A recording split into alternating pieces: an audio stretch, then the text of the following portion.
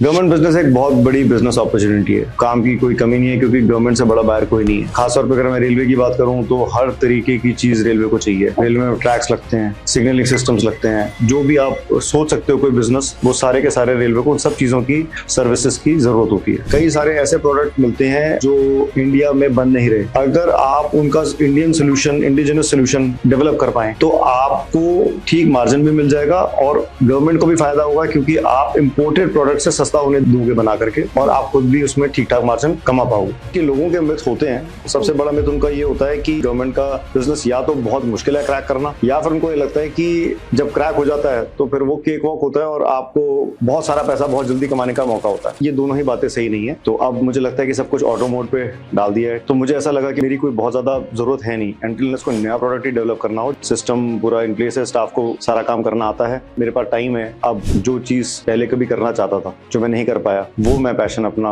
Career wise.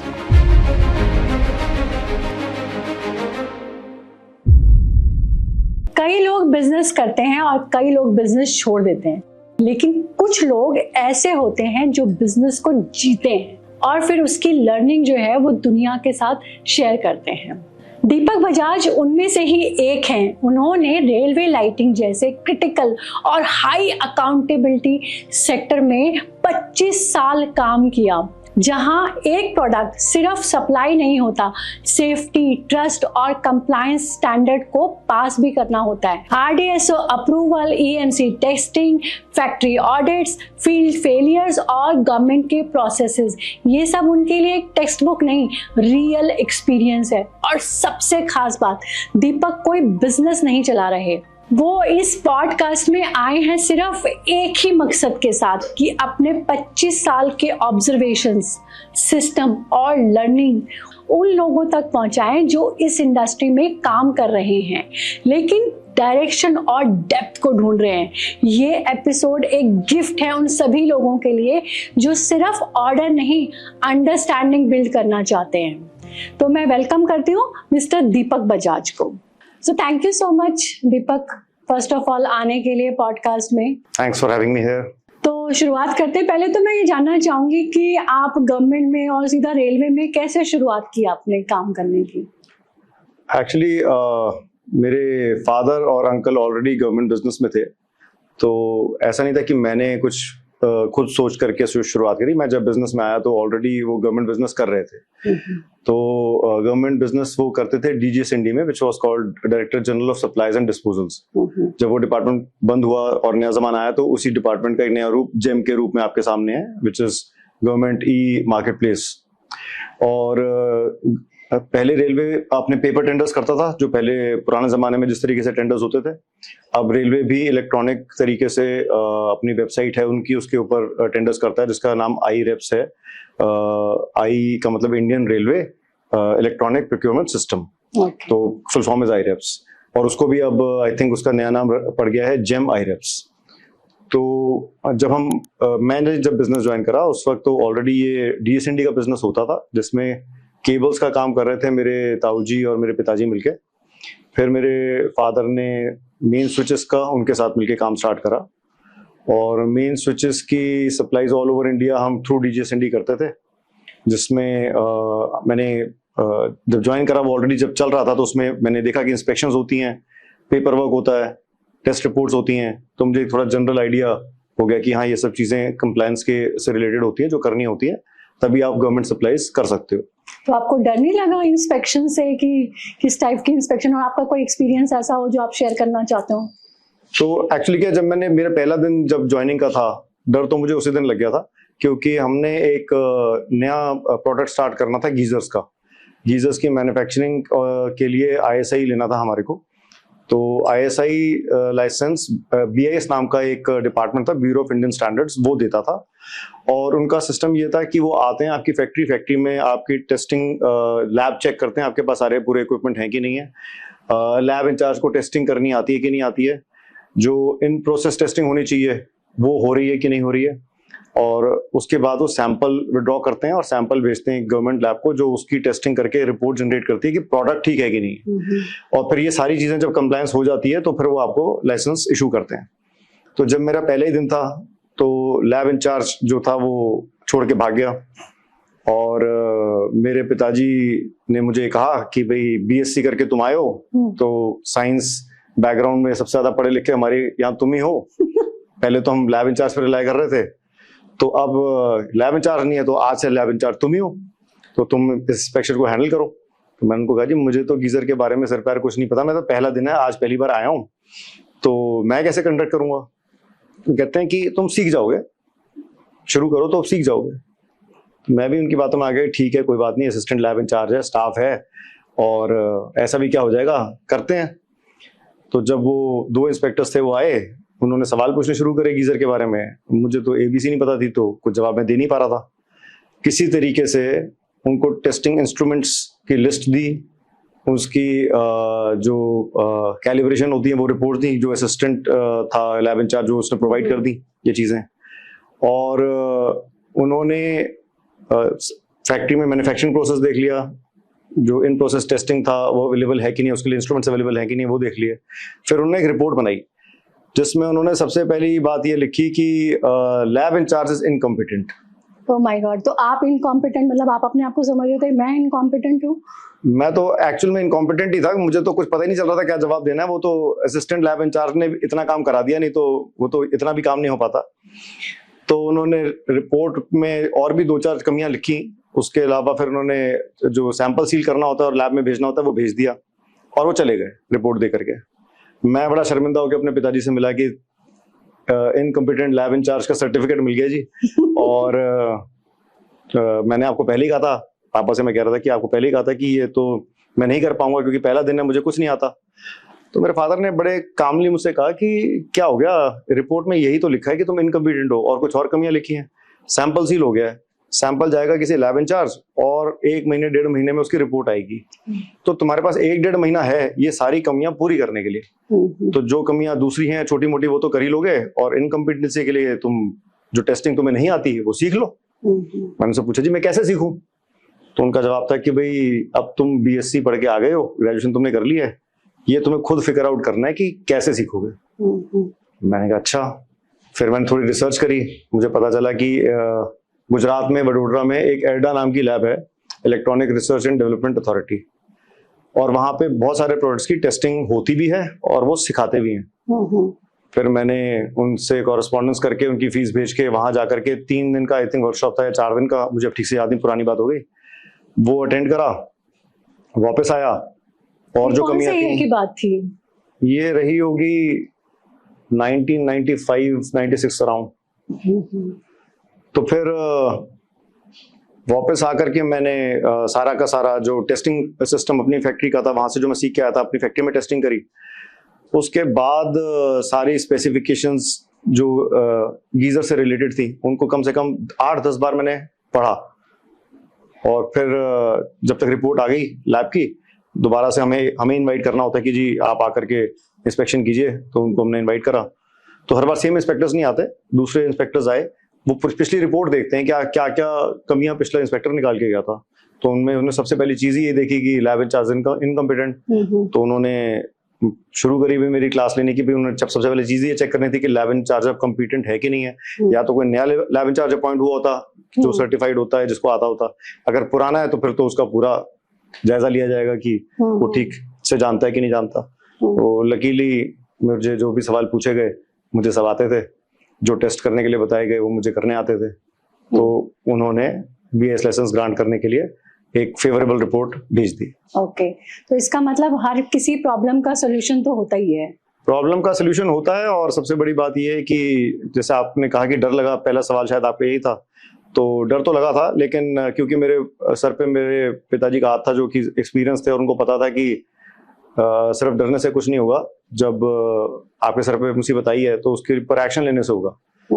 तो बस इतना ही उन्होंने कहा था कि एक्शन लो और सब कुछ ठीक हो जाएगा, और ठीक हो भी गया। सो दीपक, जब आप काम शुरू कर रहे थे रेलवे में या जहाँ जिस भी डिपार्टमेंट में शुरू करते हैं, जो भी लोग गवर्नमेंट में सप्लाई का काम करते हैं, क्योंकि जैसे आपने बताया मैन्युफैक्चरिंग थी, तो आपने कौन कौन से ऐसे मिथ थे जो आपने सुने हुए थे बाहर से, या कौन से ऐसा डर था आपका? मिथ और डर क्या था? देखिए, मेरा तो कोई खास मिथ और डर नहीं था, क्योंकि मेरी फैमिली में हमारे बड़े ऑलरेडी गवर्नमेंट बिजनेस कर रहे थे। लेकिन विद टाइम आई रियलाइज कि लोगों के मिथ होते हैं। सबसे बड़ा मिथ उनका ये होता है कि एक तो वो समझते हैं कि गवर्नमेंट का बिजनेस या तो बहुत मुश्किल है क्रैक करना, या फिर उनको ये लगता है कि जब क्रैक हो जाता है तो फिर वो केक वॉक होता है और आपको बहुत सारा पैसा बहुत जल्दी कमाने का मौका होता है। तो मैं सब बताना चाहूंगा आपके दर्शकों को कि ये दोनों ही बातें सही नहीं है। ना तो वो नामुमकिन है क्रैक करना अगर आप उसके जो नॉर्म्स है वो पढ़ें और उनको पूरा करें। जैसे कि मैंने अभी आपको अपने गीजर का एक्सपीरियंस शेयर करा, हालांकि वो कोई गवर्नमेंट कॉन्ट्रैक्ट नहीं था, मैं ऐसे लेसन लेना था, लेकिन प्रोसेस ऑलमोस्ट सिमिलर होते हैं। तो इन्वॉल्व था ही ना। तो प्रोसेस सिमिलर ही होते हैं, क्योंकि जब आप गवर्नमेंट डिपार्टमेंट में कोई प्रोडक्ट सप्लाई करना चाहते हो तो आपको उसका अप्रूवल लेना होता है, तो वो भी इसी तरीके का ही प्रोसेस होता है। तो अगर आप सिंसियरली प्रोडक्ट के बारे में समझ के उसकी मैन्युफैक्चरिंग के जो नॉर्म्स हैं या रिक्वायरमेंट्स हैं या जो मशीनरी की रिक्वायरमेंट है उसको समझ के आप अपनी मैन्युफैक्चरिंग लाइन, असेंबली लाइन और टेस्टिंग लैब सेटअप कर लेते हो और एक कॉम्पिटेंट लैब इंचार्ज रख लेते हो जो कि टेस्टिंग के बारे में सब कुछ जानता हो, जो क्वालिटी को कंट्रोल कर सकता हो और जो ऑपरेटिंग प्रोसीजर्स भी डेवलप कर सकता हो कि मैन्युफैक्चरिंग के टाइम पे कैसे होगा, असेंबली के टाइम पे, फैब्रिकेशन के टाइम पे, असेंबली के टाइम पे और फाइनल टेस्टिंग के टाइम पे क्या क्या होगा। अगर सब कुछ पास हो जाता है तो फाइनली रिपोर्ट बनेगी और अगर कोई भी प्रॉब्लम आती है तो रीवर्क होगा। वो सारा कुछ वो प्रोसेस अगर डेवलप कर लेता है तो कोई भी आदमी जो ये प्रोसेस डेवलप कर ले वो गवर्नमेंट बिजनेस कर सकता है, कोई ऐसी बड़ी बात नहीं है। लेकिन अगर कोई प्रोसेस को, सिस्टम को बाईपास करने की कोशिश करे कि मैं शॉर्टकट से कर लूंगा तो फिर उसके लिए करना बहुत ही मुश्किल है।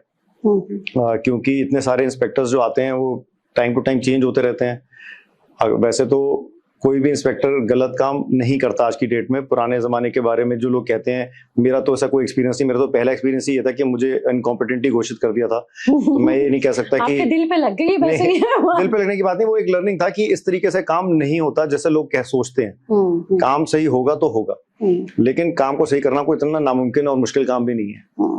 दीपक, आपकी जर्नी इतनी रही है, कितने साल आपने इस बिजनेस को दिए हैं? ऑलमोस्ट 25 साल तो मैंने करे ही है गवर्नमेंट बिजनेस, और मतलब बिजनेस में रहा हूँ तो गवर्नमेंट भी करा है, मार्केट भी करा है, तो उसमें गवर्नमेंट बिजनेस का भी ठीक ठाक एक्सपोजर मुझे हुआ। तो आपके सबसे बड़े, अगर मैं पूछूं कि 3 चैलेंजेस क्या थे?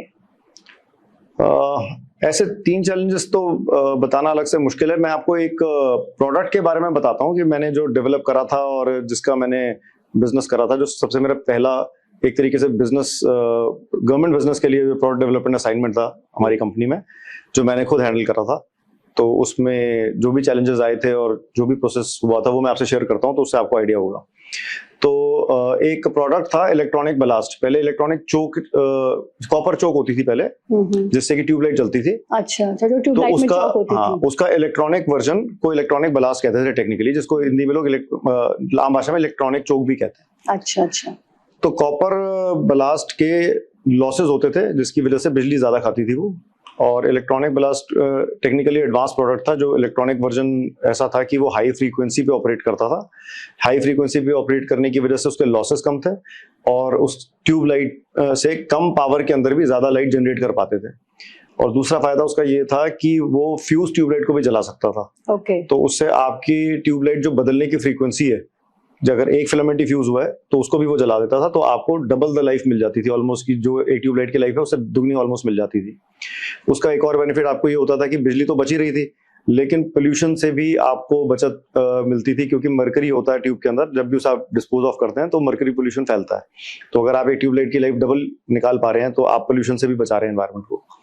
उस प्रोडक्ट का जब इंडिया में यूजेज होने का टाइम आया, जब गवर्नमेंट ने सोचा कि भाई इसको कोई डेवलप करे, स्पेसिफिकेशन बनानी शुरू करी, तब मेरे फादर ने मुझे कहा कि ये नया प्रोडक्ट है और इसको तुम डेवलप करो गवर्नमेंट सप्लाई के लिए, और मैंने उस पर काम करना शुरू कर दिया। प्रोडक्ट डेवलप करने में जो चैलेंजेस थे, जो कि अभी आप बात कर रहे थे, वो ये थे कि स्पेसिफिकेशन इवॉल्व हो रही थी क्योंकि नया प्रोडक्ट था और इंटरनेशनल स्पेसिफिकेशन थी, इंडियन स्पेसिफिकेशन तब तक बनी नहीं थी। तो इंडियन वर्जन स्पेसिफिकेशन का बनाया जा रहा था, लेकिन वो इंटरनेशनल को कॉपी करने से काम नहीं चल रहा था, क्योंकि इंटरनेशनल प्रोडक्ट जो था वो एक स्टेबल इलेक्ट्रिकल सप्लाई में ही सही से काम कर सकता था और इंडिया में फ्लक्चुएशन बहुत ज्यादा थी। तो जो यहाँ का इलेक्ट्रिकल वो है इंफ्रास्ट्रक्चर है वो इतना स्टेबल नहीं है। अब तो फिर भी दिल्ली वगैरह में आपको देखते हो बड़ी स्टेबल इलेक्ट्रिसिटी मिलती है, उस जमाने में तो दिल्ली में भी नहीं थी और ऑल ओवर इंडिया तो अभी भी कई जगहों पे सिनेरियो बहुत अच्छा नहीं है। तो इस वजह से इंडियन स्पेसिफिकेशन बहुत ज्यादा सुपीरियर और टफ बनाई गई इंटरनेशनल स्पेसिफिकेशन से, ताकि वो इलेक्ट्रॉनिक ब्लास्ट जो डेवलप हो वो हर जगह हर कंडीशन में चल सके। तो फिर प्रोडक्शन से पहले वाकई ऐसा प्रोडक्ट डेवलप हो गया है उस स्पेसिफिकेशन के हिसाब से, उसको टेस्ट करने की जरूरत पड़ती थी। तो कई राउंड ऑफ टेस्ट हुए, उसकी हमारे को लैब मिली थी ओखला में, ERTL के नाम से, electronic research and testing limited, government की ही लैब थी। अच्छा। तो हम चार्जेस पे करके उस लैब को यूज करते थे और टेस्टिंग करते थे और रिजल्ट्स देखते थे कि इंप्रूवमेंट जो हम चाह रहे हैं वो हो रही कि नहीं हो रही। और ये किस डिपार्टमेंट के लिए आपने डेवलप किया? ये हमने DSND के लिए ही करा था, director general of supplies and disposals. और फिर जब प्रोडक्ट डेवलप हो गया तो फिर फाइनल टेस्टिंग के लिए हमने ERTL को सबमिट कर दिया, उन्होंने पास करके हमें टेस्ट रिपोर्ट दे दी। प्रोडक्ट तो पास था, हमने वहां पहले से टेस्टिंग करके चेक कर रखा था। और उसके बाद हमने जब गवर्नमेंट सप्लाई के लिए अप्रूव हो गए और शुरू करा, तो फिर हमें लगा कि इस प्रोडक्ट का कॉस्ट बहुत हाई आ रहा है, क्योंकि ये R&D में ही बहुत पैसे लग चुके थे। ओके। तो ये सेकंड चैलेंज था। तो अगर हम कॉस्ट हाई रखते तो जो बेनिफिट था इलेक्ट्रॉनिक बलास्ट का कि वो बिजली बचाएगा, वो लैंप की जो लाइफ डबल कर देगा, उससे भी ज्यादा कॉस्ट में पर पीस पड़ रही थी, क्योंकि R&D कॉस्ट की वजह से, not for because of the material cost. तो अगर हम उसको इनकॉर्पोरेट करते अपनी प्राइसिंग में तो कभी डिपार्टमेंट खरीद ना पाता, क्योंकि बेनिफिट्स जो थे वो उससे ज्यादा कॉस्ट पड़ जाती। तो हमने ये सोचा कि फ्यूचर में ये प्रोडक्ट की डिमांड काफी आएगी, तो हमने उसको पहले से ही ये फ्यूचर जो आने वाले वॉल्यूम्स थे उसके ऊपर R&D कॉस्ट को स्प्रेड करके, कॉस्टिंग को कम रख के उसको शुरू करा कि भाई जब वॉल्यूम्स आएंगे तो हमें डिसेंट प्रॉफिट हो जाएगा। और ये चैलेंज इस तरीके से हमने पार किया। फिर तीसरा चैलेंज था कि जब हम उसे फैक्ट्री में बनाएंगे तो मेरे पास प्रोडक्शन की क्या क्या मशीनरी अवेलेबल होनी चाहिए, टेस्टिंग का क्या जो है इक्विपमेंट अवेलेबल होना चाहिए, वो सब हरजीत अंकल ने मेरी हेल्प करी, जो मैंने आपको बताया टेक्निकली पहले से ही सब जानते थे। और जब हमारा प्रोडक्ट अप्रूव हो गया, पहला लॉट बन गया, हमने उसके लिए अप्लाई कर दिया पहले उसकी प्रोडक्ट की इंस्पेक्शन के लिए, और इंस्पेक्टर्स आए तब भी उन्होंने मेरी पूरी हेल्प करी पहली इंस्पेक्शंस कंडक्ट कराने में, ताकि मैं समझ सकूं, सीख सकूं कि इंस्पेक्शन के दौरान जो उनकी क्वेरीज होंगी उसका किस तरीके से समाधान ढूंढना है, रिप्लाई करना है। क्योंकि हर बार नया इंस्पेक्टर आएगा तो पुरानी क्वेरीज तो आंसर हो चुकी होती हैं, पर नई क्वेरीज भी रेज हो सकती हैं। तो वो सब जो है मैंने उनके साथ सीखा। तो आई थिंक यही 3 चैलेंजेस मुझे लगता है जो आपका क्वेश्चन था, मैंने इसमें सीखे और पार करे।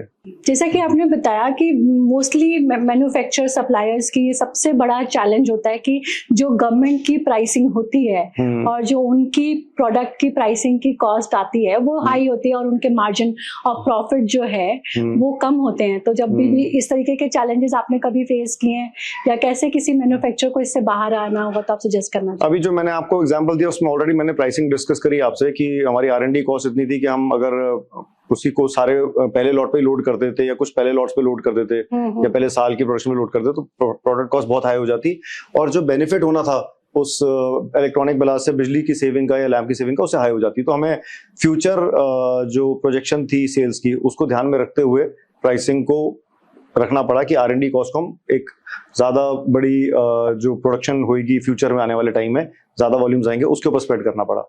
तो एक तो ये एस्पेक्ट है, लेकिन दूसरा भी जो आपने पूछा कि भाई बाकी लोग कैसे बहुत सारी चीजों के अंदर प्रॉफिट ले सकते हैं, क्योंकि कई बार मार्जिन कम होते हैं। तो हर प्रोडक्ट ऐसा नहीं होता, कई सारे ऐसे प्रोडक्ट मिलते हैं जो इंडिया में बन नहीं रहे। ओके। अगर आप उनका Indian solution, indigenous solution develop कर पाए तो उसमें जो बाहर से इंपोर्ट हो रहा होता है प्रोडक्ट वो जनरली बहुत एक्सपेंसिव होता है। अच्छा। और जब आप उसको इंडिया में डेवलप कर लेते हैं, मैं चाइनीज प्रोडक्ट्स की बात नहीं कर रहा, चाइनीज प्रोडक्ट्स तो अलाउड भी नहीं है और चाइनीज प्रोडक्ट्स की क्वालिटी भी नहीं अच्छी होती। मैं जो गुड क्वालिटी प्रोडक्ट्स जो होते हैं जो यूरोप से अमेरिका से टेक्नोलॉजी वाइज इंपोर्ट होके आते हैं और उनका आप इंडिजिनस वो बनाते हो, जो कि चाइना से मिलते भी नहीं है, क्योंकि वो ये क्वालिटी और वो जो टेक्नोलॉजी उनके पास होती भी नहीं है। ऐसे प्रोडक्ट्स को अगर आप डेवलप करते हो तो आपको ठीक मार्जिन भी मिल जाएगा और गवर्नमेंट को भी फायदा होगा, क्योंकि आप इंपोर्टेड प्रोडक्ट से सस्ता होने दोगे बना करके, और फॉरेन जो आपका वो है एक्सचेंज वो भी बचेगा। तो आप गवर्नमेंट की भी बहुत हेल्प करोगे और आप खुद भी उसमें ठीक ठाक मार्जिन कमा पाओगे। तो दीपक, मैं एक चीज पूछना चाहूंगी कि जैसे आपने बताया कि आपने जो प्रोडक्ट डेवलप किया था उसमें आपका डिपार्टमेंट का सारा तो सपोर्ट, क्या गवर्नमेंट डिपार्टमेंट इस तरीके की R&D के लिए, इस तरीके के प्रोडक्ट डेवलपमेंट में सपोर्ट करता है डिपार्टमेंट? आपका कैसा एक्सपीरियंस रहा? मैंने अभी लेटेस्ट कुछ रेलवे की पुरानी जो ट्यूबलाइट्स हुआ करती थी जो इंजन में लगती हैं, उसमें LED के वर्जन डेवलप करे अभी, उसमें दो तरीके से होता है, एक तो नई लाइट पूरी एलईडी की लगा दी जाए, और दूसरा होता है कि आपकी गवर्नमेंट को कॉस्ट कम पड़े तो पुरानी जो लाइट्स हैं उसके अंदर ही रेट्रोफिटेबल एलईडी सिस्टम लगा दिया जाए, ताकि पुरानी फिटिंग इस्तेमाल हो जाए लेकिन उसमें सिस्टम एलईडी का फिट हो जाए, तो कॉस्टिंग बच जाती है। उसको जब मैं डेवलप कर रहा था, इनफैक्ट मैं कई बार कई रेलवे ऑफिसर से किसी और काम के लिए मिला था, तब उन्होंने मुझे सजेस्ट करा था कि इसका एक ऑल्टरनेटिव आप डेवलप करके दो, ये इस पे कोई ध्यान नहीं दे रहा, उसमें वॉल्यूम्स बहुत हाई नहीं थे, तो ट्यूबलाइट्स में ही चले जा रहा है, वो एलईडी में चाह रहे थे उसको। तो जब उन्होंने मुझे सजेस्ट करा और मैंने इस पे काम शुरू करा, तो मैं कई सारी ऐसी वर्कशॉप्स में गया जहाँ पे इंजन रिपेयर होते हैं। ओके, रेलवे के उनके ऑफिसर से मिला, उनसे इस बारे में डिस्कस करा। उन्होंने भी, कुछ लोगों ने कहा कि वो तो जब अप्रूव हो जाएगी इसकी स्पेसिफिकेशन तब इसको देखेंगे, कुछ ने कहा कि नहीं आप इसको डेवलप करो, आपको हमसे क्या हेल्प चाहिए। तो हर तरह के ऑफिसर्स होते हैं, हर एक का अपना एक अलग नजरिया होता है, एटीट्यूड होता है। तो मैं कुछ भी नहीं कहूंगा, बहुत सारे ऐसे अफसर मुझे मिले जो बहुत ही, जिनका पॉजिटिव एटीट्यूड था, और वो कह रहे थे कि अगर आपको डेवलप करने में कोई हेल्प चाहिए तो आप बताओ। तो मैंने उनसे रिक्वेस्ट करा कि भाई ये जो फिटिंग्स हैं ये कैसे लगी हुई हैं इंजन में, कैसे काम कर रही हैं। मैं फिटिंग्स उनके स्टोर में तो देख पा रहा था लेकिन इंजन में लगी हुई नहीं देख पा रहा था। तो उन्होंने मुझे कहा कि अपने टेक्नीशियन के साथ उन्होंने मुझे इंजन में भेजा, जिसमें वहां पे जाके मैंने फिटिंग को लगे हुए देखा। वहां पे फिटिंग को मैंने खोल के उतार के देखा कि कैसे उतरती है, कैसे इंस्टॉल होती है। क्योंकि जब हमें रेट्रोफिटेबल सिस्टम बनाना था उसी पुरानी फिटिंग के अंदर, तो हम नहीं चाहते थे कि फिटिंग को उतार के लाया जाए, फिर उसमें सिस्टम फिट किया जाए, फिर उसको वापस ले जाके लगाया जाए। हम ये चाहते थे कि वहां इंजन में फिटिंग के लगे लगे ट्यूबलाइट का सामान उतर जाए और एलईडी का रेट्रोफिटेबल सामान फिट हो जाए और दोबारा से कवर लगा के फिटिंग कंप्लीट हो जाए। तो ये सारी एक्सरसाइज अगर मैं इंजन में जाकर के खुद नहीं करता अपने टेक्नीशियन के साथ, उनकी टेक्नीशियन की हेल्प से और ऑफिसर की परमिशन से, तो ये डेवलपमेंट हो ही नहीं पाती। मतलब उन्होंने काफी सपोर्ट किया। बिल्कुल करा जी, इसमें कोई डाउट नहीं है। और उसी की वजह से, उनके सपोर्ट की वजह से वो प्रोडक्ट भी डेवलप हो पाया, और उसके बाद मैंने ये प्रोडक्ट CLW में सबमिट करा, जिसकी वजह से स्पेसिफिकेशन बनी। तो उनके साथ भी काफी इंटरेक्शन हुआ, उनका भी बड़ा सपोर्ट रहा, ताकि ये जो प्रोडक्ट का सिर्फ डेवलपमेंट ही नहीं, उसकी स्पेसिफिकेशन का भी डेवलपमेंट हो, ताकि कोई चीज अगर हमसे रह गई है तो उनका इतना वास्ट एक्सपीरियंस है, उनसे सीखने को भी मिलता है कि और क्या इंप्रूवमेंट्स करने की जरूरत है। और जैसे रेलवे डिपार्टमेंट किस तरीके से काम करता है और क्या अपॉर्चुनिटी है रेलवे डिपार्टमेंट में? रेलवे की परचेज तो इतनी है कि कोई भी कंपनी, चाहे वो बड़ी से बड़ी क्यों ना हो, पूरी नहीं कर सकती। इतना मटेरियल रेलवे डिपार्टमेंट को चाहिए, चाहे वो इंजन बनाने के लिए चाहिए हो, चाहे वो कोचेस बनाने के लिए चाहिए हो, चाहे वो प्लेटफॉर्म्स को मेंटेन करने के लिए चाहिए हो, चाहे वो रेलवे ट्रैक्स के लिए, सिग्नलिंग सिस्टम्स के लिए चाहिए हो, तो कोई एंड नहीं है। और इसके अलावा आप ये देखो कि एक कोई कंस्ट्रक्शन का भी बिजनेस कर रहा है तो भी इतनी सारी रेलवे की बिल्डिंग्स बनती हैं, जो प्लेटफॉर्म्स बनते हैं वो भी सब कंस्ट्रक्शन के लोग जो हैं, जो ठेकेदार होते हैं कि A लिस्ट में होते हैं और उनकी अप्रूवल होती है, तो वो भी करते हैं। तो कोई भी इस तरीके का मेरे ख्याल से काम नहीं है जो रेलवे में नहीं होता होगा। तो रेलवे में अपॉर्चुनिटी बिजनेस की तो बहुत बड़ी है। और रेलवे डिपार्टमेंट किस तरीके से काम करता है, जैसे उनके अलग अलग रीजनल डिपार्टमेंट्स है या रीजनल डिपार्टमेंट्स हैं, और पहले तो सारा पेपर वर्क, टेंडर वर्क होता था जो अलग अलग डिपार्टमेंट्स अपना अपना करते थे, और आपको सबका ट्रैक रखना पड़ता था, सब जगह जाना पड़ता था, मिलना पड़ता था। बट टेक्नोलॉजी ड्रिवन हो गया आजकल सब कुछ, और रेलवे ने भी टेक्नोलॉजी को अपनाया है। और जो मैंने पहले भी नाम लिया था, IREFS नाम का उनका एक पोर्टल है, उस पोर्टल पे हर तरह के टेंडर वो रिलीज करते हैं। आपको अपना प्रोडक्ट सर्च करना है कि इसका प्रोडक्ट का टेंडर कौन से रेलवे में आ रहा है, कौन से जोन में आ रहा है, कौन सा उनका शहर में आ रहा है, कौन से रिपेयर का जो डिपो है वहां आ रहा है। वहां पे आप सर्च करोगे अपना प्रोडक्ट, तो आपको उसके कौन कौन से टेंडर कब कब आ रहे हैं वो डिटेल मिल जाएगी। तो सारे जेम पे है अब 100%? अब जेम IREFS कहते हैं उसको। अच्छा। बेसिकली तो IREFS है जो रेलवे का अपना एक्सक्लूसिव पोर्टल है, बट उसको जेम के साथ जोड़ दिया गया तो उसको जेम IREFS कहते हैं, लेकिन वो उसकी लुक एंड फील और उसका फंक्शन बिल्कुल अलग है, लेकिन सिंपल है। कोई मुश्किल चीज नहीं है। हमारे पास तो अब सारा स्टेप बाय स्टेप प्रोसेस बना हुआ है, जो हमारा स्टाफ ही, हम उनको प्राइस देते हैं तो वो भरने में कामयाब हो जाता है, क्योंकि सब कुछ बड़ा इजी बना रखा है। और हम अगर स्टेप बाय स्टेप नहीं भी दें, मान लो कोई नया आदमी करना चाहता है तो उसके लिए भी कोई मुश्किल नहीं है, क्योंकि उस पर हेल्पलाइन नंबर होता है। आपको अगर करना है पहली बार भी और आपको नहीं समझ आ रहा है, आप हेल्पलाइन नंबर पे कॉल करो और उनसे सवाल पूछो कि हमें ये चीज नहीं समझ में आ रही, हमें ये समझ नहीं आ रहा, हमें पहली बार टेंडर भरना, हमें गाइड कर दो, वो पूरा गाइड करते हैं। अच्छा। और स्केल, मतलब रेलवे डिपार्टमेंट में स्केल करना भी आसान है सप्लाई करने के लिए? अगर कुछ देखिए, उनका जो तरीका है काम करने का, आप उनके पहले किसी टेंडर में पार्टिसिपेट करो, आप L1 आओ, L1 मतलब लोएस्ट आपका प्राइस हो, अगर आप L1 हो लेकिन आप रजिस्टर्ड सप्लायर नहीं हो, तो फिर वो आपको पूरी क्वांटिटी नहीं देते, वो आपको उसी टेंडर में एक ट्रायल की छोटी क्वांटिटी देते हैं। अच्छा। उस छोटी क्वांटिटी को आप मैन्युफैक्चर करके अपने इंस्पेक्शन के लिए कॉल लगाइए। इंस्पेक्शन जब आपकी हो जाएगी, मटेरियल वो सप्लाई हो जाएगा सक्सेसफुली, तो उसके बिहाफ पे आपको वो as an approved vendor approval दे देते हैं। फिर आप बड़ी क्वांटिटीज के लिए भी टेंडर्स भर सकते हो। सबसे इंटरेस्टिंग बात है कि इतना सारा काम भी कर लिया, what makes you to decide कि आप इस बिजनेस से एग्जिट कर जाओ? एक्चुअली मैंने आपको बताया था कि ये बिजनेस मेरे अंकल और फादर का था, तो उनका डिवीजन हो गया बाद में, फिर मेरे फादर अलग हो गए थे तो उनके साथ मैंने करा। तो पहले स्विच गियर करते थे, फिर मैं लाइटिंग में आया, मैं थोड़ा इंक्लिनेशन लाइटिंग की तरफ था, लेकिन वो तो बिजनेस की बात थी। उसके अलावा भी मेरा कुछ और पैशन था जो मैं करना चाह रहा था, लेकिन क्योंकि शुरू से बिजनेस में डाल दिया गया था तो वो मैं कर नहीं पाया। तो अब मुझे लगता है कि सब कुछ ऑटो मोड पे डाल दिया है, टीम अच्छी डेवलप हो गई है, सिस्टम इन प्लेस है। मेरे फादर खुद ही ये बिजनेस 2-3 घंटे में देख लेते हैं, ओवरव्यू कर लेते हैं कि क्या हो रहा है फैक्ट्री में, क्या नहीं हो रहा। तो मुझे ऐसा लगा कि मेरी कोई बहुत ज्यादा जरूरत है नहीं, एंटिल इसको नया प्रोडक्ट ही डेवलप करना हो, जो अभी हम नहीं कर रहे। मुझे लगा कि मेरी कोई जरूरत नहीं है, पुराने प्रोडक्ट्स जो हैं उनके टेंडर्स भरे जा रहे हैं आराम से, सिस्टम पूरा इन प्लेस है, स्टाफ को सारा काम करना आता है। मेरे फादर आकर के देख लेते हैं 2-3 घंटे में, तो मेरे पास टाइम है अब कि मैं जो चीज पहले कभी करना चाहता था, जो मैं नहीं कर पाया, वो मैं पैशन अपना करियर वाइज फॉलो कर सकूं और डिफरेंट जगह पाथ ले सकूं। बिजनेस किया था करीब 2025 चल रहा है, 1995 में मेरी ग्रेजुएशन हो गई थी, तो आई थिंक 25-30 साल मैंने काम किया। तो मतलब गवर्नमेंट का बिजनेस इतना मतलब इतना ज्यादा इन्वॉल्वमेंट वाला होता है, तो आप क्या मतलब बाकी बिजनेस ओनर्स भी ऐसा कर सकते हैं कि वो अपना बिजनेस जो है एग्जिट ले सकें, और या साथ साथ जो है वो अपने पैशन को भी फॉलो कर सकें?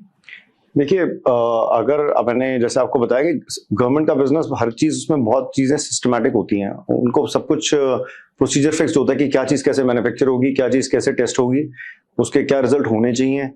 तो जब इतनी चीज की क्लैरिटी पहले से ही है, तो आप वो सिस्टम अगर फॉलो करते हो, तो आपका जब सिस्टम प्रॉपरली बन जाता है, ये सब फॉलो करने का इन लाइन आ जाता है, आपके स्टाफ को पता है कब क्या करना है, कब कौन से डॉक्यूमेंट जनरेट करना है, कब कौन सी टेस्टिंग करनी है, प्रोडक्शन वालों को पता है कब क्या करना है, और उस सबकी रिपोर्ट जनरेट हो रही है, जो कि आप एक दिन में अगर आप वो पेपर देखते हो, अगर आपने ऐसे कोई रिपोर्टिंग का सिस्टम बनाया हुआ है, तो इजीली आप उसको दिन में 1 घंटा 2 घंटे, कभी कभी 3 घंटे, डिपेंडिंग ऑन कितना लोड ऑफ वर्क है, आप देख करके ऑपरेट कर सकते हो। आपको जरूरत नहीं कि पूरा दिन वहां लगाया जाए। तो उस केस में आप नया अगर पुराना कोई पैशन फॉलो करना चाहो, तो डेफिनेटली आप उसके लिए टाइम निकाल सकते हो। तो मतलब आपके हिसाब से एग्जिट भी कर सकते हैं और पैशन भी फॉलो कर सकते हैं? हाँ, बिल्कुल कर सकते हैं। एक तो गवर्नमेंट बिजनेस में अगर एग्जिट का मतलब बिल्कुल एग्जिट है, तो उसमें कोई आपकी पेमेंट्स नहीं डूबने वाली, जो मार्केट में लोगों की डूब जाती है जब वो एग्जिट करना चाहते हैं। गवर्नमेंट की पेमेंट है तो आएगी। थोड़ी बहुत डिले कभी कभी हो सकती है, वो आपके पेपर वर्क में गलती की वजह से होती है, अगर होती है कभी तो।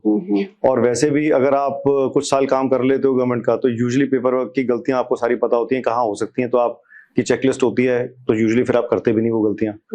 तो इसलिए टाइम भी निकाल सकते हो, आप एग्जिट भी कर सकते हो, और अगर आप चाहो तो अपना कोई नया करियर पाथ स्टार्ट कर सकते हो, किसी और को हैंड ओवर करके अपने, जैसे आपने किया है। हाँ जी, मैंने तो एक्चुअली हैंड ओवर नहीं करा था, तो उनका ही, मैं अब अपना कुछ करने का जो है रास्ता पकड़ रहा हूँ। तो अगर मैं वन लाइन में दीपक ये पूछूं कि गवर्नमेंट के साथ काम करना या गवर्नमेंट बिजनेस क्या है, तो आप गवर्नमेंट के साथ काम करना या गवर्नमेंट बिजनेस क्या है? गवर्नमेंट बिजनेस एक बहुत बड़ी बिजनेस अपॉर्चुनिटी है। आपको काम की कोई कमी नहीं है, क्योंकि गवर्नमेंट से बड़ा बाहर कोई नहीं है। खासतौर पर अगर मैं रेलवे की बात करूं, तो हर तरीके की चीज रेलवे को चाहिए।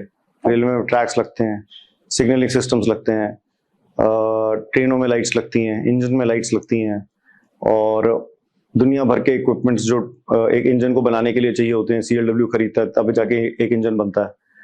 और ये सब कुछ तो चलो एक पार्ट हो गया जो रेलवे स्पेसिफिक है, लेकिन रेलवे के अंदर ही बहुत सारे स्टेशंस बन रहे हैं, बिल्डिंग्स बन रही हैं। तो आप ये समझो कि कंस्ट्रक्शन से रिलेटेड जितने भी लोग हैं, वो तक रेलवे का काम कर सकते हैं। अच्छा। तो हर तरीके का जो भी आप सोच सकते हो कोई बिजनेस, वो सारे के सारे रेलवे को उन सब चीजों की सर्विसेज की जरूरत होती है। सिर्फ एक डिपार्टमेंट में इतनी सारी अपॉर्चुनिटी है? हाँ जी, एक डिपार्टमेंट में इतनी अपॉर्चुनिटी, तो पूरे गवर्नमेंट में तो बहुत ज्यादा तरीके के काम हो रहे हैं, बहुत ज्यादा तरीके की चीजें होती हैं। रोड्स बनती हैं, ऑफिसेज बनते हैं, और बैंक्स बनते हैं, तो हर तरीके की चीज जो भी आप सोच सकते हो, जो भी आप बनाते हो, अगर आप थोड़ा सा दिमाग लगाओगे, उनके टेंडर पोर्टल्स खोल के देखोगे तो आपको दिखेगा कि उसकी टेंडरिंग हो रही है और आप उसमें पार्टिसिपेट कर सकते हो। और मैं इसमें क्या इतना ज्यादा आपको क्या बता सकता हूँ, आप तो खुद ही ऑलरेडी इतना गवर्नमेंट का बिजनेस कर चुके हो और मेरे ख्याल से आजकल तो जहां तक मुझे पता चला आप सिखा भी रहे हो। हाँ जी। तो आपको तो डेफिनेटली मुझसे भी ज्यादा एक्सपोजर है और आपको पता है कि कितनी अपॉर्चुनिटी है। तो आई थिंक मुझे तो बताने की भी जरूरत नहीं, आप ही हमें ज्यादा बता सकते हो, गाइड कर सकते हो इस बारे में। सुना, ये जैसे गवर्नमेंट के साथ काम करते हैं तो नेटवर्किंग का, रिलेशनशिप बिल्डिंग का या कनेक्ट का क्या इम्पैक्ट और क्या रोल है? एक्चुअली थोड़ा सा मिथ है लोगों को कि सिर्फ रिलेशनशिप बिल्डिंग से और जान पहचान से काम होते हैं। इनफैक्ट इसका बिल्कुल उल्टा है, क्योंकि आजकल गवर्नमेंट का जो टेंडरिंग प्रोसेस है बहुत ही फेयर और ट्रांसपेरेंट हो चुका है और बहुत ही जो डिजर्विंग कैंडिडेट्स होते हैं उनको काम मिलता है, जिसकी L1 लोएस्ट रेट्स होते हैं, जिसकी जो है अप्रूवल्स होती हैं, जिसकी टेस्ट रिपोर्ट्स वगैरह सब कुछ अवेलेबल होती हैं, उसको काम मिलता है। और अगर टेंडर में ये कंडीशन भी है कि टेस्ट रिपोर्ट आप बाद में प्रोड्यूस कर सकते हो, तो भी आपको लेजिटिमेट टेस्ट रिपोर्ट्स टेस्टिंग करा के सबमिट करनी होती हैं, आपकी इंस्पेक्शंस होती हैं, मटेरियल चेक होता है, तब वो सप्लाई होता है और सप्लाई होने के बाद भी कंसाइनी टेस्ट उसको चेक करता है, टेस्ट करता है और कोई भी नॉर्म से बाहर आज की डेट में नहीं जा सकता। तो उस लिहाज से अगर आप देखोगे कि भाई टेंडर मिलने के लिए इसका आपकी नेटवर्किंग का या उसका कोई बेनिफिट होगा, तो ऐसा कोई प्रोसेस में आपको बेनिफिट नहीं होगा। लेकिन कोई भी बिजनेस होगा वो ह्यूमन सेंट्रिक तो होगा ही होगा। फॉर एग्जाम्पल, अगर आपको कोई ऐसी प्रॉब्लम आती है, डिपार्टमेंट को प्रॉब्लम आती है कि किसी रिमोट एरिया में आपका प्रोडक्ट जाकर के लगा है और उसमें कोई मैल फंक्शनिंग हो रही है, जिसका कारण आपके प्रोडक्ट में कमी भी हो सकती है, जिसका कारण ट्रांसपोर्टेशन के दौरान मिस हैंडलिंग की वजह से आई कमी भी हो सकती है, जो आपकी गलती भी नहीं है, डिपार्टमेंट की गलती भी नहीं है, और इसका कारण वहां पे जो इलेक्ट्रिकल इंफ्रास्ट्रक्चर है जिसके अंदर कोई फ्लक्चुएशंस ऐसी आ रही हैं जिसकी वजह से प्रॉब्लम्स क्रिएट हो रही हैं, वो भी हो सकती हैं। तो उस समय आप जब उन ऑफिसर्स के साथ इंटरैक्ट करेंगे और अपने रेपो भी बनाएंगे, रिलेशन भी एक तरीके का क्रिएट हो जाता है जब आप प्रॉब्लम्स मिलकर सॉल्व करते हैं, तो उस समय डिपार्टमेंट को भी फायदा होता है, उनकी प्रॉब्लम्स का रिजोल्यूशन मिलता है और आपको भी बेनिफिट हो जाता है, क्योंकि आपकी कोई भी प्रोडक्ट जो फेल हो रहा है, अगर वहां पे कोई ऐसी प्रॉब्लम है जो कि प्रोडक्ट में उसका सेफ्टी इनकॉर्पोरेटेड नहीं था, लेकिन आप लोगों को आपस में डिस्कस करके उसका सोल्यूशन मिलता है, आप R&D करके उसको और बेहतर कर पाते हो, तो आपके बाकी जगह के फेलियर से भी आपको बचाता है। प्लस प्रॉब्लम तो जल्दी रिजॉल्व हो ही जाती है अगर आपस में आपकी ट्यूनिंग बैठती है, ढंग से बातचीत हो जाती है। तो इसलिए मेरे ख्याल से वो ह्यूमन सेंट्रिक एलिमेंट तो हमेशा रहेगा और उसकी वजह से आपका आपस में रिलेशन होना as a customer and buyer बहुत इंपॉर्टेंट है। वरना कोई शॉर्टकट नहीं हो सकता अगर आप किसी शॉर्टकट का तो कोई चांस नहीं है। मैं तो सिर्फ ये बता रहा हूँ आपको कि शॉर्टकट के लिए तो आज की डेट में there are so many systems in place जो टेंडरिंग के अंदर ट्रांसपेरेंसी लाते हैं और फेयरनेस लाते हैं। वो उसकी तरफ से मैं नहीं कह रहा, मैं ये कह रहा हूँ कि कोई भी प्रॉब्लम्स होती हैं जो कि आएंगी ही आएंगी, आप कोई भी काम करोगे तो उनके रेजोल्यूशन के लिए ये एक चीज जो है हमेशा ही, आप चाहे प्राइवेट बिजनेस करो चाहे आप गवर्नमेंट बिजनेस करो, ये जरूरी है। सो अब बहुत सारी बातें हो गई और मैं आपके साथ में ना रैपिड फायर करना चाहती हूँ जिसका 1 वर्ड आंसर चाहिए मुझे बड़ा डर लगता है जी रैपिड फायर से, पर चलिए ट्राई करते हैं। चलिए, प्रॉफिट या प्रोसेस? बोथ। प्रॉफिट के बिना आप काम क्यों करोगे, प्रोसेस ठीक नहीं होगा तो प्रॉफिट नहीं होगा। ग्रोथ या ग्रिप? दोनों ही इंपॉर्टेंट है जी, अगर ग्रिप नहीं होगी तो ग्रोथ से पहले गिर जाओगे आप। डेलीगेट करना अच्छा है या खुद सारे काम करना? शुरू में खुद सारे काम करना अच्छा है, जब आप सब कुछ सीख जाते हो तब आप डेलीगेट करो। स्पीड या स्ट्रक्चर? अगर स्ट्रक्चर होगा तो स्पीड आएगी, वरना स्पीड सिर्फ चलेगी तो थोड़ी देर में एक्सीडेंट हो जाएगा। लर्निंग फ्रॉम फेलियर्स या लर्निंग फ्रॉम एक्सपर्ट्स? अगर आप एक्सपर्ट से सीख सको तो ज्यादा अच्छा रहेगा आपके लिए, ज्यादा प्रॉफिटेबल रहेगा। Why to reinvent the wheel? लेकिन अगर कोई नया ही प्रोडक्ट है जिसका कोई आपके पास इलाज ही नहीं है तो फिर तो आपको फेल होकर के ही सीखना पड़ेगा। लेकिन अगर आप अवॉइड कर सकते हो, पहले से किसी को मालूम है, तो जरूर आप उसको हायर करो। जैसे कि इस केस में मैं समझता हूँ कि अगर कोई गवर्नमेंट बिजनेस करना चाह रहा है तो आपसे सीखने के लिए आपको अप्रोच करे। आई एम श्योर कि उसे काफी सारी चीजों में जो प्रॉब्लम्स आ सकती हैं स्टार्टिंग में, उससे वो बच जाएगा। क्लाइंट्स या क्लैरिटी? क्लैरिटी तो बहुत इंपॉर्टेंट है। कोई क्लाइंट ऐसा है जिसको यही क्लियर नहीं है कि वो क्या चाहता है। फॉर एग्जाम्पल स्पेसिफिकेशन, मैंने आपको बताया था हमारी एक जब डिस्कशन चल रही थी कि स्पेसिफिकेशन इवॉल्व हो रही थी, उस समय क्लैरिटी नहीं थी कि उस प्रोडक्ट को में क्या ऐसी चीजें करी जाए कि वो इंडिया के जो इलेक्ट्रिकल इंफ्रास्ट्रक्चर है उसको झेल सके, जो कमियां हैं उसकी। तो उस समय क्लैरिटी नहीं थी, तो प्रोडक्ट लॉन्च नहीं हो सकता था, ना डेवलप हो सकता था। तो जब क्लैरिटी आई, जब वो स्पेसिफिकेशन पूरी तरीके से डेवलप हुई, तभी प्रोडक्ट डेवलप हुआ, तभी बिजनेस आया। जुगाड़ या सिस्टम? देखिए, जुगाड़ जो वर्ड है ना, उसको लोग कई बार गलत तरीके से लेते हैं। असल में जुगाड़ जो था एंशिएंट टाइम्स का इंजीनियरिंग प्रोसेस था। तो जुगाड़ भी इम्पोर्टेंट है। बहुत सारे काम जो हैं जुगाड़ से होते हैं इन टर्म्स ऑफ प्रोडक्शन। जब आप कर रहे होते हो तो कई नए ऐसे प्रोसेस बनाने पड़ते हैं आपको, जो उसके लिए कोई मशीनरी अवेलेबल नहीं है, फिर आप जुगाड़ बनाते हो उसका। तो अगर उस टाइप के आप जुगाड़ की बात करो तो डेफिनेटली जुगाड़ बहुत इंपॉर्टेंट है। लेकिन इसके अलावा कोई जुगाड़ आजकल नहीं चलता है। तो सिस्टम चलता है। और जुगाड़ अगर इंजीनियरिंग के वर्ड के हिसाब से आप बोल रहे हो तो हाँ, डेफिनेटली जुगाड़ भी इंपॉर्टेंट है। मेंटर या मार्केट? देखिए, मार्केट अगर होगी तो ही प्रोडक्ट आप बेच पाओगे, लेकिन मेंटर आपको सिखाएगा कि किस तरीके से कम फेलियर्स में बगैर गिरे या थोड़ा सा लड़खड़ा करके आप कैसे वहां तक पहुंच जाए कि आपको जल्दी सक्सेस मिले या कम प्रॉब्लम्स झेल करके सक्सेस मिल जाए। तो एक तो बहुत ही बढ़िया, मुझे याद है स्कूल में हमें पढ़ाया गया था, गुरु गोविंद दोनों खड़े काके लागू पाए, बलिहारी गुरु मेरे गोविंद दियो मिलाए। तो आपका जो मेंटोर है वो आपका गुरु है। आपको वो एक ऐसे प्रभु से, यानी कि बिजनेस गोल से मिलाना चाहता है जिसके पास आप शायद अकेले नहीं पहुंच पाते। तो मेंटर की आई थिंक बहुत इंपॉर्टेंस है। रैपिड फायर खत्म हुआ, तो मैं आपसे लास्ट एक क्वेश्चन करना चाहूंगी। जो हमारी ऑडियंस है जो इस पॉडकास्ट को देख रही है, हाँ जी, उसके लिए आप क्या सजेशन देना चाहोगे, जो भी गवर्नमेंट में काम करना शुरू करना चाहते हैं या स्केल करना चाहते हैं? देखिए, सबसे पहले तो आप प्रोडक्ट आइडेंटिफाई कीजिए कि आप कौन सा प्रोडक्ट सप्लाई करना चाह रहे हैं, जिससे जब शुरू करना चाहते हैं गवर्नमेंट का बिजनेस। उनकी स्पेसिफिकेशन अरेंज कीजिए, जो कि गवर्नमेंट के जो टेंडर पोर्टल्स हैं जिसका वो टेंडर निकाल रहे हैं उसी पे वो स्पेसिफिकेशन भी डाल देते हैं। तो पहले प्रोडक्ट आप वहां से आइडेंटिफाई कर लीजिए, उसकी स्पेसिफिकेशन वहीं से मिल जाएगी, उसको अच्छे से पढ़ लीजिए। अगर आप टेक्निकली साउंड हैं तो आप समझ ही जाएंगे, और अगर आपको लगता है कि नहीं, मेरे को नहीं इतना समझ में आ रहा, तो किसी ऐसे आदमी को जो पहले गवर्नमेंट बिजनेस करता रहा हो या उसे उस प्रोडक्ट की समझ हो, उसको आप अपने साथ लें, उसको अपना कंसल्टेंट बना के या जैसे भी पार्टनर बना के, जैसे भी आपको उसके साथ टीम अप करने में सुविधा हो वैसे आप करें। और जब आपको प्रोडक्ट समझ में आ जाए, उसका क्या प्राइस कोट करना है, पहले 1-2 टेंडर्स आप कोट करोगे, हो सकता है कि आप जरूरत से ज्यादा हाई कोट कर दो, लेकिन जब उसके कंपैरेटिव स्टेटमेंट्स आएंगी तो आपको पता चलेगा कि कौन था L1, उसको क्या प्राइस में वो टेंडर मिला है। आप फिर अपनी कॉस्टिंग्स रिवर्क करो, आपको समझ में आएगा कि आपने बहुत ज्यादा प्रॉफिट लगा लिया या आपने बहुत ज्यादा खर्चे लगा लिए या आपकी कॉस्टिंग ही गलत थी। फिर आप उसको ठीक से टेंडर भरेंगे तो आपका काम स्टार्ट हो जाएगा। और बंदा जो आपके साथ है, जो स्पेसिफिकेशन वगैरह देख रहा था, वो आपकी कंप्लायंसेस आपके साथ इसमें हेल्प करेगा करने की, तो definitely you will start winning contracts. So ऐसे भी बहुत सारे लोग होते हैं दीपक, जो ना मतलब काम तो कर रहे हैं गवर्नमेंट के साथ में, लेकिन स्केल नहीं कर पा रहे हैं। तो आपने इतने अच्छे लेवल पे स्केल किया है, आप उनको क्या सजेशन देना चाहोगे?